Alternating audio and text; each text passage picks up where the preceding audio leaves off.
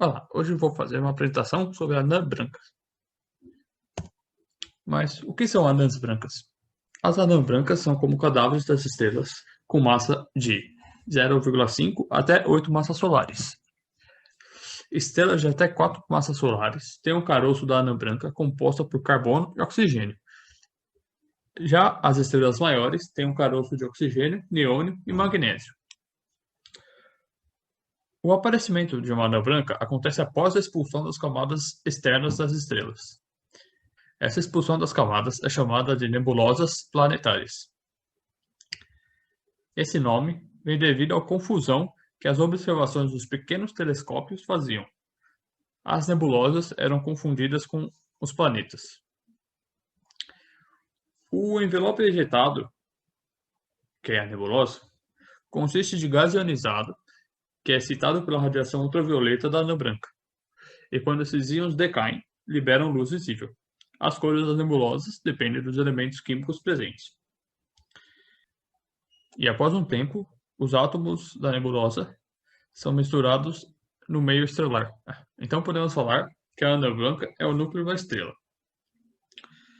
Podemos pensar que é tipo um ovo. Quando está inteiro, é a estrela, porém quando é quebrado, a clara se espalha como uma nebulosa e a gema se mantém como anã branca. A anã branca já esgotou seu combustível nuclear, porém é quente por ser o núcleo da estrela até pouco tempo. Aqui podemos ver a representação da anã branca, ou a gema do ovo, na esquerda, e na direita temos a nebulosa estelar, ou a clara do ovo. Podemos classificar a anã branca quanto seu espectro. DA é uma anã branca com atmosfera de hidrogênio puro, portanto só apresenta linhas de absorção de hidrogênio. DB é uma anã que a atmosfera é de hélio puro, e portanto só apresenta linhas de absorção de hélio. Essas duas são as mais comuns, mas também temos a DC, que são anãs frias e com um espectro contínuo, a DQ, que tem uma atmosfera de hélio com sinais de carbono, e a DZ, são as mais raras, elas possuem algumas linhas de metais, principalmente de cálcio. Os estudos sobre as anãs brancas começou em 1850, com a descoberta da Sirius B, que é essa pequenininha aqui, que é 10 mil vezes menos luminosa que seu par da binária, a Sirius A. Porém, isso no espectro visível. Quando passamos para o espectro raio-x ou ultravioleta, a anã branca passa a ser mais luminosa, como podemos ver na imagem da direita. E agora, como as anãs brancas se encontram no diagrama de Hertzsprung-Russell? Podemos ver que quando comparamos a luminosidade das anãs brancas com as estrelas da sequência principal, as anãs brancas têm uma luminosidade de 10 a 100 mil vezes menor e indo de temperaturas de 5.000 até 80.000 Kelvin.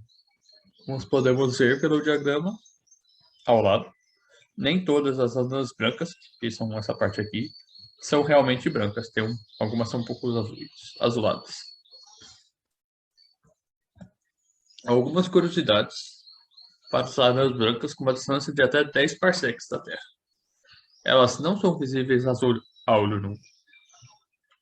As mais próximas da Terra são a Sirius B e a Procyon B, que estão a 8,6 e 11,4 anos-luz, respectivamente. E as mais pesadas são a Sirius B e a L32681, que possuem 1 e 0,86 massas solares, respectivamente. Por não ter mais combustível, a anã branca se resfria lentamente, e quanto maior o tamanho da anã branca, mais rapidamente ela se resfria. Temos a relação aqui embaixo da luminosidade e a temperatura de uma anã branca. E podemos chamar essa curva de resfriamento. Um dos meios de resfriamento da anã branca é pela emissão de luz. O outro é através da emissão de neutrões. Essa emissão acontecerá se temos uma temperatura ordem de 300 milhões de graus Celsius. Os raios gamas podem passar próximo aos elétrons, então produzir um par de neutrinos. Os neutrinos, por sua vez, são partículas cuja massa é nula ou muito baixa e interagem muito pouco com a matéria, e escapam livremente da estrela, carregando consigo energia. Quando a anã branca se esfria, os íons se arranjam em uma estrutura cristalina, como podemos ver na representação da esquerda. Após muito tempo, a luminosidade da anã branca diminui até a ordem de 0,001 do valor solar, se tornando assim uma anã preta, como podemos ver a representação na direita. Também sabemos que as anãs brancas são extremamente densas, já que possuem uma massa de ordem da massa solar em um tamanho próximo ao da Terra. A maioria das anãs brancas tem massa entre 0,42 e 0,7 da massa solar, onde a maioria está próxima a 0,56 massas solares. Para anãs brancas, quanto mais pesada ela for, menor será seu tamanho. Um acréscimo da massa da anã branca, originalmente em equilíbrio, faz com que a pressão gravitacional prevaleça sobre a interna, levando a uma contração da estrela. Esse fato, que é um pouco contraintuitivo, ocorre devido à falta de reações termonucleares, que aumentam a pressão interna do gás, e essa pressão balancearia a força da gravitação da anã branca. Esse equilíbrio tenta ser mantido em anãs brancas pela pressão de degenerescência dos elétrons. Embora a pressão de degenerescência aumente com a massa, ele não consegue se equiparar com a força gravitacional. E vale ressaltar que os raios ficam constantes, já que a pressão de degenerescência eletrônica não depende da temperatura. Então ela pode esfriar, que a pressão não mudará.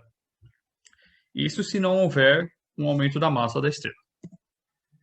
Em 1931, Subrahmanyam Chandrasekhar calculou o limite de massa que uma anã branca poderia ter antes de ela entrar em colapso. Essa massa se chama massa de Chandrasekhar. Podemos ver no gráfico o comportamento do raio com o aumento da massa da anã branca.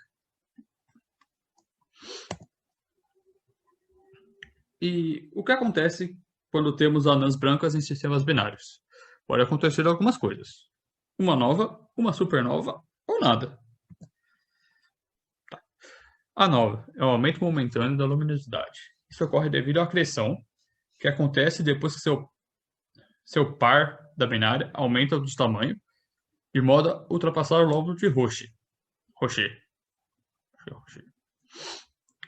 O lóbulo de Roche é uma das superfícies no espaço onde os potenciais gravitacionais da estrela primária e da secundária se contrabalanceiam, e podemos ver uma representação abaixo. O lóbulo é essa parte aqui, parece um infinito. Com essa transferência de gases que pode ocorrer, é possível que a anã branca comece o ciclo CNO, aumentando momentaneamente a luminosidade da estrela em fatores de até 10 elevado a 6. E esse evento da nova, ele pode se repetir.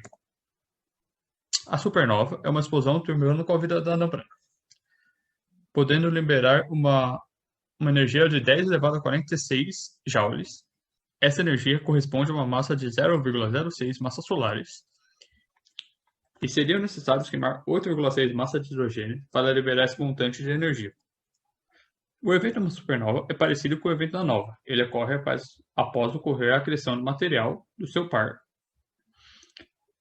Porém, a supernova somente ocorrerá se a massa transferida for suficiente para que a massa da anã branca ultrapasse a massa de Chandrasekhar, ocasionando uma grande explosão. Abaixo temos uma imagem da supernova. Essas são as referências que eu utilizei. Muito obrigado.